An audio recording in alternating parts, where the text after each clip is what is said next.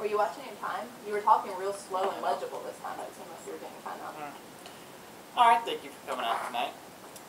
Today we're going to talk about separation of church and state. The government of the United States of America is not in any sense founded on the Christian religion.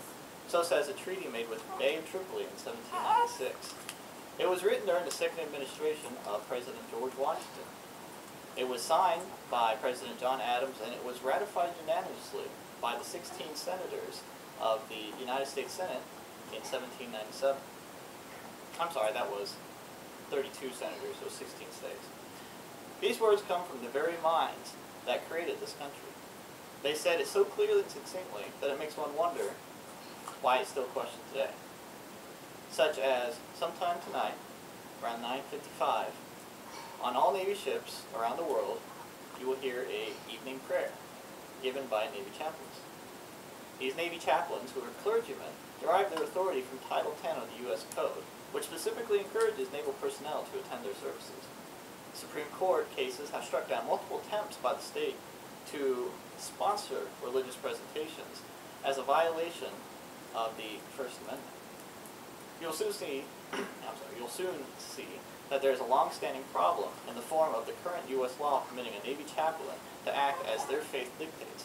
This clearly conflicts with the First Amendment of the Constitution, which has an establishment clause that says Congress shall make no law respecting the establishment of any religion. One could look toward the case history of the Supreme Court cases to draw, as far as the state-sanctioned prayer, in order to draw a parallel with this unavoidable evening prayer that is found on naval vessels. To sum up the cases which spanned many decades, the court found that it was unconstitutional for a clergy member to use an official medium to present prayer, even in cases where attendance is optional or requested by a majority. The current law encourages the establishment of religion and subsequently permits Navy chaplain to conduct public worship according to the manner and forms of the church in which he or she is a member. This U.S. Code, which was written in 1860, goes on to say that it is earnestly recommended that all officers, seamen, and others in the Naval Service diligently to attend at every performance of the worship of Almighty God. Now, I'm not a lawyer, but in my opinion, this sounds like respecting the establishment of religion. What say you? Anyone? No?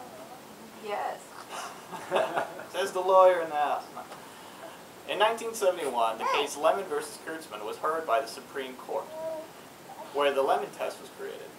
This test is a three-part test that would test a statute as to whether it can withstand constitutional scrutiny with the First Amendment. These three tests is secular purpose, primary effect, and government and religion entanglement. Now, secular purpose is specifically where there has to be a non-religious motive in mind. Primary effect, meaning that what is the actual outcome of the legislation, and government and religion entanglement, meaning that they want to maintain the separation of church and state as the founders dictated. Now, as this statute has never before been brought before the Supreme Court, you have to draw to previous case history in order to see how the courts would react to this.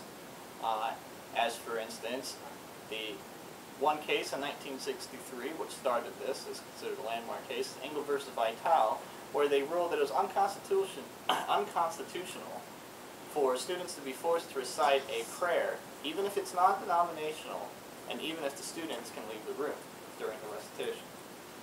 The second case, which was 6 months later in 1963, was a school district of Abington Township in Pennsylvania versus Shemp, where it was ruled unconstitutional for a school to read biblical passages and require the recitation of the Lord's Prayer by students at public schools in the morning.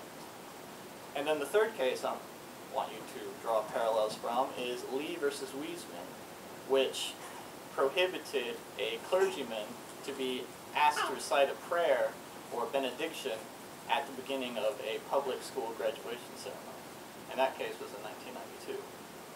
From these three previously mentioned cases, you can draw the parallels for this current issue, which is an unavoidable evening prayer that is encouraged by the state and given by a state official. The solution is either the rule should be dubbed unconstitutional and removed from the books, or it should be rewritten so that it passes the lemon law, thus that in either case you remove any future evening prayers to happen on the evenings. Some might say that there is compelling interest for the state to maintain the status quo, that there is some amount of security provided in forcefully instilling a little religion into the crew so as to promote good order and discipline. I answered that with the words of one of our founding fathers, Benjamin Franklin, who said that they who give up essential liberty to obtain a little temporary safety deserve neither liberty nor safety. In closing, I'd like to draw a few more parallels. Say that you go out one evening and you hear an evening prayer on the radio, your television, your cell phone, your computer speakers, comes out the PA system of the mall, of the store that you're shopping at, and all other random electronic devices, and you can't avoid it. Say that when that becomes normal, you hear a morning prayer on the radio, on the computer, on the TV. And then soon it becomes normal for prayers to be required and customary at meals. And then, maybe even perhaps, it becomes customary and required to face Jerusalem every time you say a prayer. These are all violations of our constitutional rights, but it could be just as easily protected by our laws. It is a slippery slope to play with liberty, and she falls all too easily. I hope you make this issue near and dear to your hearts, because regardless of your religious views, a loss of liberty for one is a loss of liberty for all. Thank you and good night.